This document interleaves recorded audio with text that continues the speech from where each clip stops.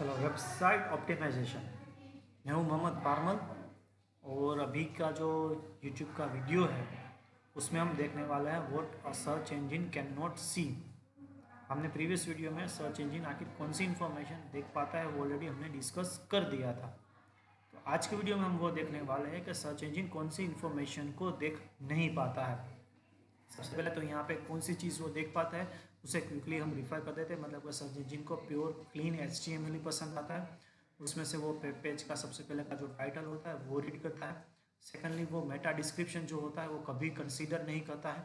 Thirdly Meta keywords होता है वो गूगल सर्च इंजन कभी भी कंसीडर नहीं करता है। लेकिन जो गूगल बिंग सर्च इंजन है वो मेटा डिस्क्रिप्शन को कंसीडर करके सर्च इंजन रिजल्ट पेज पे वो दिखाता है।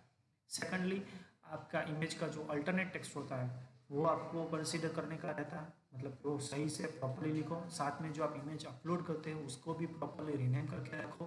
नेक्स्टली आपकी जो कुछ भी एंकर टैग्स होती है, एंकर टैग्स में आपको HRF में भी जो फाइल नेम स्पेसिफाई करते हो, it can be audio file name, video file name, सब भी जहाँ पे SRC आता है या फिर HRF होता है, किसी भी फाइल को जब भी वो पॉइंट करता है तो उसको प्रॉपर फॉर्मेट में नेम लिखो, सेपरेट साइन में एज अ डेस लिखो। एंकर टैग में आपको टाइटल टैग भी प्रॉपर फॉर्मेटिंग में यूज़ करना है। वेबसाइट में सबसे बॉडी टैग के बाद, इंडिविजुअल वेब पेज में बॉडी टैग के बाद इमीडिएटली H1 लिखो। H1 में आपका जो पेज का पूरा जो कंटेंट होता है जो डिस्क्राइब करता है वो 2-3 वर्ड्स में या फिर 5 वर्ड्स में आप डिस्क्राइब करो। रिमेनिंग कंटेंट को आप हाईलाइट करो। मतलब कि पेज का जो सेक्शंस होता है उससे सेपरेट करो using H2 tag and H3 tag. Simply पूरा पैराग्राफ पैराग्राफ पैराग्राफ मत लिखो। आप CSS से उसे बोल्ड मत करो। वो प्रीवियस वीडियो में मैंने कहना भूल गया था। मतलब कि किसी भी हेडिंग को अगर आपको ज़्यादा हाईलाइट करना है तो बंदे लोग क्या करते हैं कि सिंपली वो पैराग्राफ टैग लिखते हैं और पैराग्राफ की फ़ॉन्ट साइज़ बढ़ा देते हैं, हेडिंग बोल्ड टैग कर देते हैं और कलर चेंज कर देते हैं। आप उसे मत यूज़ करो। You should follow H2 tag and H3 tag. जैसे कि मैंने कहा HTML वो फॉलो करता है, सर्च इंजन CSS को फॉलो नहीं करता है। मतलब कि with help of paragraph tag you have increase the size of the font is nothing but a simple text of a paragraph for an Google search engine or a Bing search engine. लेकिन आप उसी चीज़ को if you are giving with an H2 or H3 then it is considered as an heading of the content, means which represents the paragraph what actual the paragraph are related to. तो आप उसे H2 और H3 को use करो। अब search engine की अगर हम बात करें कि सर्च इंजन क्या नहीं देख सकता है। For instance, although search engine are able to detect that you are displaying an image, they have a little idea what the image is a picture of except whatever information you provide them in alternate attribute। मतलब कि alternate attribute में जो आप लगते हो वो मान लेता है कि इमेज ये है। क्या इमेज है वो कभी वो स्पेसिफाई नहीं कर सकता है। मतलब कि वो पोर्नोग्राफिक अगर कोई भी इमेज है तो वो शायद समझ ले, क्योंकि आज की डेट में आपने देखा होगा ना कि आप फेसबुक में टैग कर सकते हो। कैमरा में भी आप जब भी पिक्चर कैप्चर करते हो तो जो फेस होता है वो ऑटोमेटिकली डिटेक्ट हो जाता है। अब उसमें जो टेक्नोलॉजी यूज़ होती है वो फ्लैश स्टोन टेक्नोलॉजी यूज़ होती है। जनरली वो अलग से सॉफ्टवेयर होता है, वो सॉफ्टवेयर की मदद से स्किन कहाँ कहाँ पे वो डायरेक्टली दिख रही है वो डिटेक्ट कर लेता है। मतलब कि पूरे पिक्चर में स्किन टोन ज़्यादा आ रहा है तो वो समझता है कि ये पोर्नोग्राफिक मतलब कि एडल्ट इमेज है, तो वो ऐसा कुछ कर सकता है। या थोड़ी बहुत इमेज की जो बंदे की एज होती है वो फेस डिटेक्शन सॉफ्टवेयर से वो पसंद देख सकता है। लेकिन बंदा कौन है, सेलिब्रिटी का मान लो कि आपने पिक्चर कहीं रखा है, शाहरुख खान का रखा है, सलमान खान का रखा है, रणबीर कपूर का रखा है, रणवीर सिंह का रखा है, दीपिका का रखा है, कैटरीना का रखा है, किसका रखा है। अब रणबीर सिंह और दीपिका उसके लिए दोनों सेम ही हुए, ठीक है। वो क्या बोलेगा, it's an face of some human. Male female को भी वो नहीं देखता है कई बार तो वो, ठीक है। इतना ऑप्टिमाइज नहीं है आज के जो कुछ भी सॉफ्टवेयर है। तो आपको अल्टरनेट एट्रीब्यूट में ठीक से रखना है। अब सेकंडली फ्लैश एनिमेशंस, आपने कब ये पूरा नहीं बात है, लेकिन आज की डेट में कई बार मैंने देखा है कि कुछ आज की डेट में भी फ्लैश एनिमेशंस होते हैं। जैसे कि एडोब प्रीमियर आता है ना, एडोब आफ्टर इफेक्ट आता है जिसमें आप कुछ वीडियो बना सकते हो। तो पुराने समय में पहले क्या होता था, एडोब फ्लैश आता था और उसमें सिंपल नॉर्मल कुछ कोड लिखने के बाद आप टेक्सचुअल इन्फॉर्मेशन को एनिमेटेड इन्फॉर्मेशन में प्रेजेंट कर पाते थे। तो वो चीज़ वो सर्च इंजन रीड नहीं कर सकता था, क्योंकि उसमें क्या होता था, एक एडिशनल SWF एक्सटेंशन वाली फाइल क्रिएट होती थी और उसको आपको अपनी वेबसाइट में SRC से ऐड करना पड़ता था। तो वो फाइल को रीड नहीं कर सकता, मतलब कि PDF है तो वो PDF को डायरेक्टली वो रीड नहीं करता। PDF में आपने क्या स्पेसिफाई किया है, अगर पावर पॉइंट स्लाइड आपने यही मेरी कहीं वेबसाइट में मैंने ऐड की हुई है तो वो क्या रीड करेगा, PPT एक्सटेंशन या फिर PPX एक्सटेंशन, तो वो रीड नहीं करेगा। वो टेक्स्ट इन्फॉर्मेशन HTML की नहीं है ना, तो वो रीड नहीं करेगा, लेकिन उसका जो फाइल नेम है वो रीड करेगा। तो आपको फ्लैश में कोई भी एनिमेशन कभी भी रखना नहीं है। सेकेंडली, जब भी आप कोई भी ऑडियो फाइल रखते हो, video audio file, whether it is an MP3 और AAC एक्सटेंशन, ऑडियो के काफ़ी सारे फॉर्मेट्स है, आपको वो तो मालूम है। Audio can be in 3GP extension also, audio can be in a ACC extension also, or it can be a MP3 extension also, MP4 extension also। काफ़ी सारे फॉर्मेट्स आते हैं, नेट पे आप देखना different kinds of audio and video extension. लेकिन MP3 में जब H.264 ऐसा कुछ कोडेक आता है, उसमें कुछ मेटा इन्फॉर्मेशन आप स्पेसिफाई कर सकते हो, जैसे कि MP3 फाइल में ID3 टैग्स आते हैं।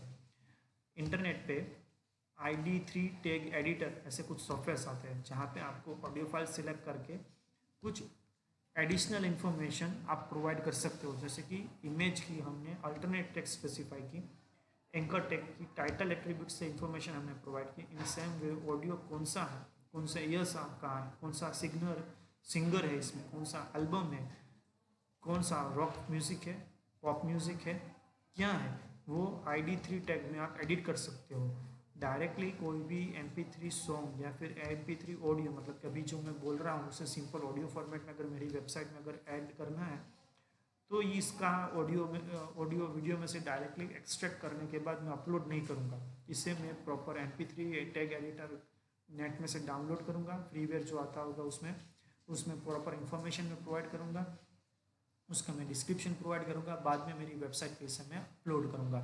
तो ऑडियो और वीडियो डायरेक्टली आपको अपलोड नहीं करना है, आपको इसका पहले ID जो होता है टैग्स, उसको एडिट करके आपको अपलोड करना है। Secondly, Ajax.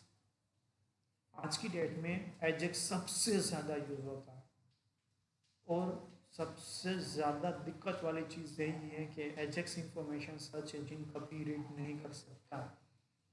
ठीक है, ये पूरा वेब पेज जो है पॉइंट नंबर 1 स्लाइड का, पॉइंट नंबर 2 और पॉइंट नंबर 3 और पॉइंट नंबर 4, फर्स्ट 4 पॉइंट्स मैं साथ में एक्सप्लेन कर देता हूँ। I will be not reading the theory part of here.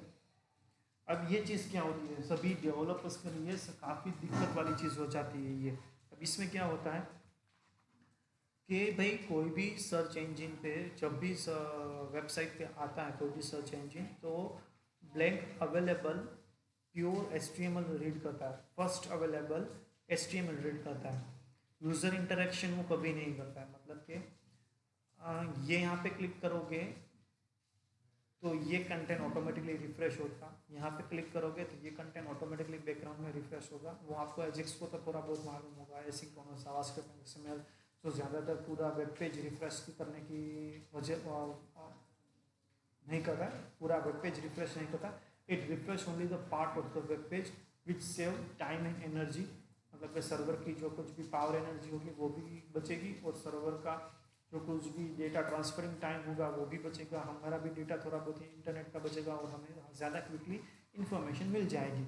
Ajax उसके लिए इस्तेमाल होता है डायनामिक कंटेनिंग के लिए, मतलब कि यूज़र इंटरेक्शन, मतलब कि यहाँ पे क्लिक करने के बाद ये कंटेंट चेंज हो। जैसे कि आप कंट्री, स्टेट और सिटी के जो ड्रॉप डाउन देखते हैं तो उसने कंट्री का ड्रॉप डाउन रीड किया, फॉर एग्जांपल रीड नहीं करता है वो, लेकिन उसमें इंडिया देखा, ऑस्ट्रेलिया देखा, श्रीलंका देखा, नेपाल देखा, सभी कंट्रीज ने दिखे, लेकिन इंटरेक्शन क्या हुआ, इंडिया जब सिलेक्ट करोगे तभी इंडिया के स्टेट नीचे स्टेट वाले ड्रॉप डाउन में आएंगे ना, that is an golden Ajax. Ajax का वही काम होता है, लेकिन वो इंटरेक्शन नहीं करेगा। भाई इंडिया करता हूँ तो क्या आता है, नेपाल करता हूँ तो क्या आता है, वो यूज़र इंटरेक्शन कभी नहीं होगा। अगर मान लो कि आपने होम पेज पे स्लाइडर रखा है, मतलब कि every time when user visits he will be getting an different image, at some interval of time, 30 seconds के बाद समझ लो कि इमेज चेंज होती है। वो क्या हुआ, एजेक्स हुआ। एवरी 30 सेकंड्स पे इमेज चेंज कैसे होगी, with help of Ajax for example, और with help of jQuery. Search engine को फर्स्ट टाइम जब क्रॉलिंग टाइम या फिर इंडेक्सिंग टाइम जो वो आपकी वेबसाइट पे विजिट करता है वही दिखेगा, first image. Second image, third image, fourth image का जो SRC होता है वो नहीं देख पाएगा, उसका अल्टरनेट टेक्स्ट होगा वो भी नहीं देख पाएगा। मतलब कि वो इमेज क्या है या नहीं वो भी उसे मालूम नहीं। उसे तो ऐसा ही लगेगा कि in your home page you are having an only one static image. ठीक है। In a same way form interaction, not only the Ajax, form interaction कि यूज़र को अपने फर्स्ट पेज पे ही लॉगिन पेज दे दिया, फर्स्ट पेज पे website का पेज ओपन हुआ और सिर्फ लॉगिन पेज और कुछ नहीं। Again that is an user interaction. User को user name and password type करना पड़ेगा, सबमिट पे क्लिक करना पड़ेगा, देन ओनली ही will be getting some other information. ठीक है, बाकी कुछ तो दिखेगा नहीं। क्रॉलिंग में क्या होता है, सबसे पहले तो वो होम पेज पे ही आता है ना, होम पेज पे तो कुछ नहीं मिला, सिर्फ और सिर्फ लॉगिन पेज मिला। इनपुट टाइप टेक्स्ट और इनपुट टाइप पासवर्ड, दो चीज़ ही मिले। या फिर इनपुट टाइप ईमेल और इनपुट टाइप पासवर्ड, दूसरा कुछ तो उसको मिला ही नहीं। तो ये इंटरेक्शन हुआ नहीं यूज़र का, तो उसको भी आप कंसिडर करो। मतलब कि आपकी जो इम्पोर्टेंट इंफॉर्मेशन हुई, it should be displayed in a very beginning of the time the search engine is doing the indexing process. आप बाद में दिखा रहे हो तो कुछ काम का नहीं, कुछ काम का नहीं। मतलब कि आपने वेबसाइट क्रिएट की स्टूडेंट्स रिलेटेड कि आफ्टर 10th और आफ्टर 12th क्या क्या आप कर सकते हो, लेकिन वो चीज़ कैसे बनाई आपने, सिंगल पेज में बनाई, सिंगल पेज वेबसाइट बनाई कि बंदा क्या ढूंढना चाह रहा है आफ्टर 10th और आफ्टर 12th। तो बंदे ने क्या सिलेक्ट किया, आफ्टर 12th सिलेक्ट किया। बाद में इमीडिएटली सेकंड ड्रॉप डाउन आया, आफ्टर 12th आप कौन से फील्ड में जा रहे हो, कॉमर्स में जाना चाहते हो, आर्ट्स में जाना चाहते हो, कंप्यूटर में जाना चाहते हो। तो बंदे ने कंप्यूटर सिलेक्ट किया। बाद में उसको मिला क्या, BCA मिला, BSc IT मिला, दो ऑप्शंस मिले। या फिर जो 5 डिग्री कोर्स है वो कुछ नाम आपने उसको ड्रॉप डाउन में दिया, उसमें से उसने BCA फॉर एग्जांपल सिलेक्ट किया। तो बाद में लास्ट में उसको BCA की पूरी इन्फॉर्मेशन मिली कि what is the BCA, how many years of the course of the BCA is, पूरा एजेक्स हुआ ना। सर्च इंजिन को क्या मिला, आफ्टर 10th और आफ्टर 12th, बस उतना ही दिखा सर्च इंजिन को, बाकी कुछ नहीं दिखेगा। आपकी पूरी वेबसाइट यूजलेस हो गई। आपने द बेस्ट इंफॉर्मेशन बंदे को प्रोवाइड की, लेकिन अब ये वेबसाइट कब ऑप्टिमाइज होगी, ऑफ पेज SEO। मतलब कि आपने माउथ टू माउथ पब्लिसिटी की, भाई मेरी वेबसाइट है, मेरी वेबसाइट है, मेरी वेबसाइट है, मेरी वेबसाइट है, सब जगह पे आपने ऑफ पेज SEO। मतलब कि फेसबुक में एडवर्टाइजमेंट दी, इंस्टाग्राम में एडवर्टाइजमेंट दी, यूट्यूब में आपने एडवर्टाइजमेंट दी, ये हुआ ऑफ पेज। मतलब कि आपने अपने कंटेंट लेवल पे सब कुछ तो किया, लेकिन सब यूजलेस हुआ। तो एजेक्स को कभी भी आप यूज़ मत करो। फॉर्म में जब भी आप कुछ भी इंफॉर्मेशन दे रहे हो, सबमिटिंग द फॉर्म, तो उसके पहले से ही कुछ कीवर्ड्स कुछ ऐसे होने चाहिए, आप दिखाओ सर्च इंजन को। ठीक है। अब एक और चीज़ यहाँ पे मैं बोलना चाहूँगा, यहाँ पे मैंने लिखा हुआ नहीं है कि मान लो कि आपको कुछ ऐसा कंटेंट है भी यूज़र को स्क्रीन पे नहीं दिखाना है, लेकिन सर्च इंजन को बोलना है। At that time you can use hidden CSS। ये CSS में आता है ना display none style, display none, मतलब कि स्क्रीन पे वो नहीं दिखेगा, लेकिन सर्च इंजन को दिखेगा। क्यों दिखेगा, लॉजिक समझो। आखिर में वो तो एक मशीन ही है, कंप्यूटर ही है। कंप्यूटर की जो कैरेक्टरिस्टिक्स आती है, आपने कहीं स्टार्टिंग की स्टडीज़ में पढ़ा होगा, नो IQ, खुद की समझ नहीं है। तो ये जो पॉइंट है ना काफ़ी बढ़िया है। इसे क्लॉकिंग बोलते हैं। Up to some level is not, it is against the rule, लेकिन हम उतना तो अगेंस्ट द रूल तो नहीं जा रहे ना कि कुछ बोल रहे हो और कुछ दिखा रहे हैं, इतना तो हम अगेंस्ट द रूल नहीं जा रहे हैं ना। H1 को रीड करेगा, उसका कंटेंट रीड करेगा बीच का, लेकिन स्क्रीन पे नहीं दिखेगा क्योंकि आपने स्टाइल में डिस्प्ले में लिखा हुआ है। ये चीज़ आप करो। अगर एजेक्स की इंफॉर्मेशन आप दे रहे हो तो बिफोर डूइंग द एजेक्स आप H1 H2 H3 में पूरा जो है इंपॉर्टेंस वर्ड्स आप लिख दो, लेकिन डिस्प्ले नन कर दो, तो सर्च इंजन को दिखेगा सब कि वेब पेज किसके रिलेटेड है। लेकिन यूज़र को कब दिखेगा, after doing some Ajax process. ठीक है, तो आप ये चीज़ करो। बाद में जो एम्बेड टैग आता है, ऑडियो टैग आता है HTML फाइल में, वीडियो टैग आता है, मतलब कि आपकी वेबसाइट में डायरेक्टली कुछ ऑडियो ऐड करना है, वीडियो टैग करना है, तो काफ़ी सारे टैग्स आते हैं HTML फाइल में। ठीक है, बाद में साथ में ये भी कवर कर लेता हूँ, आई फ्रेम टैग आता है, फ्रेम टैग आता है। ये जो सब टैग्स है वो कभी रीड नहीं करता। एम्बेड टैग, ऑडियो टैग और वीडियो टैग, ये सभी क्या हुए, फिर से ऑडियो वीडियो हुए। उसमें क्या वो रीड करता है, उसकी आईडी की मेटा डिस्क्रिप्शन टैग रीड करता है, तो कभी आप उसे सिलेक्ट मत करो। और आई फ्रेम और फ्रेम टैग मतलब कि you are clearly telling to the search engine that this content is not on my own. I frame tag में कोई भी आप वीडियो एम्बेड करते हो, चाहे वो आपका ही खुद का हो, you are telling clearly to the search engine that this content is not of this on my own website, it is related to some other person, चाहे वो खुद का आपका हो। तो फ्रेम टेक और आई फ्रेम टेक को कभी यूज़ मत करो आपकी वेबसाइट में से, कभी भी, चाहे कुछ भी हो जाए। फ्रेम टेक तो कम्प्लीटली आउटडेटेड है, कुछ लोगों को तो मालूम भी नहीं होगा कि भाई फ्रेम टेक जैसी पहले कुछ HTML4 में चीज़ भी आती थी, कुछ ऐसा टैग भी आता था। आई फ्रेम टेक तो काफ़ी सारे बंदे आज की डेट में यूज़ करते हैं, ठीक है, लेकिन still I am telling you that don't use them. ठीक है, आपका अगर आपका खुद का कंटेंट आप मर्जअप करना चाहते हो, आपकी वेबसाइट का ही है, लेकिन आप किसी और वेब पेज में उससे दिखाना चाहते हो with help of iframe different sections create करके, डोंट डू दैट। यूज़र को वहाँ पे एक सिंपल क्लिक दो कि visit this particular web page, you will be able to see the more detail about this and this and this and this, पूरा एक sentence लिख के। ठीक है, ऐसा कुछ करो। तो क्या चीज़ आपको नहीं करनी वो तो आपको समझ में आ गई, तो आपको टोटल कंसिडर करो तो 200 पॉइंट्स तो आपको कंसिडर करने थे फॉर इम्प्रूवाइजिंग योर रैंकिंग। उसमें से 15-20 तो हमने ऑलरेडी कर ही दिए, है ना।